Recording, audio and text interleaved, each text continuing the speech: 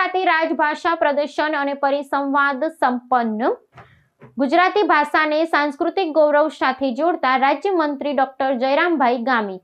સુરત ખાતે ભાષા નિયામકની કચેરી ગાંધીનગર અને જિલ્લા શિક્ષણાધિકારીની કચેરીના સંયુક્ત ઉપક્રમે રાજભાષા પ્રદર્શન અને પરિસંવાદનું ભવ્ય આયોજન કરવામાં આવ્યું હતું। રમતગમત, યુવક સેવા અને સાંસ્કૃતિક પ્રવૃત્તિઓ વિભાગના રાજ્યમંત્રી ડોક્ટર જયરામભાઈ ગામિતના અધ્યક્ષસ્થાને યોજાયેલા કાર્યક્રમમાં ભાષાના જતન અને સંવર્ધન પર ભાર મૂકવામાં આવ્યો હતો। આ પ્રસંગે સુરતના શૈક્ષણિક અને સાંસ્કૃતિક જગતના અગ્રણીઓ તેમજ મોટી સંખ્યામાં ભાષા પ્રેમીઓ ઉપસ્થિત રહ્યા હતા, જેમણે પ્રદર્શનમાં રજૂ કરાયેલી ગુજરાતી ભાષાની ઐતિહાસિક અને સાહિત્યિક વિરાસતને નિહાળી હતી।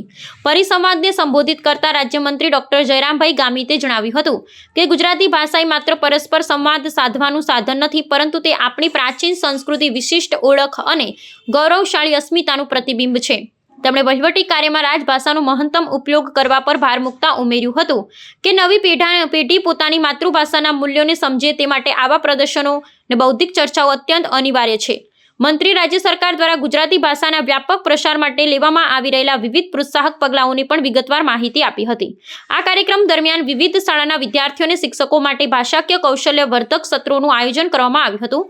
તજજ્ઞોએ ગુજરાતી વ્યાકરણ, જોડણી અને વહીવટી શબ્દ ભંડોળના મહત્વ વિશે માર્ગદર્શન પૂરું પાડ્યું હતું। સાંસ્કૃતિક વિભાગ દ્વારા આયોજિત આ કાર્યક્રમનો મુખ્ય ઉદ્દેશ્ય સરકારી કામકાજમાં ભાષાની શુદ્ધતા જાળવવાનો અને આમ જનતામાં માતૃભાષા પ્રત્યે આદરભાવ જગાડવાનો રહ્યો હતો। આગામી સમયમાં રાજ્યના અન્ય જિલ્લાઓમાં પણ આ પ્રકારના પરિસંવાદો યોજી ભાષા અભિયાનને વધુ વેગવંતુ બનાવવાનો મક્કમ નિર્ધાર વ્યક્ત કરવામાં આવ્યો હતો।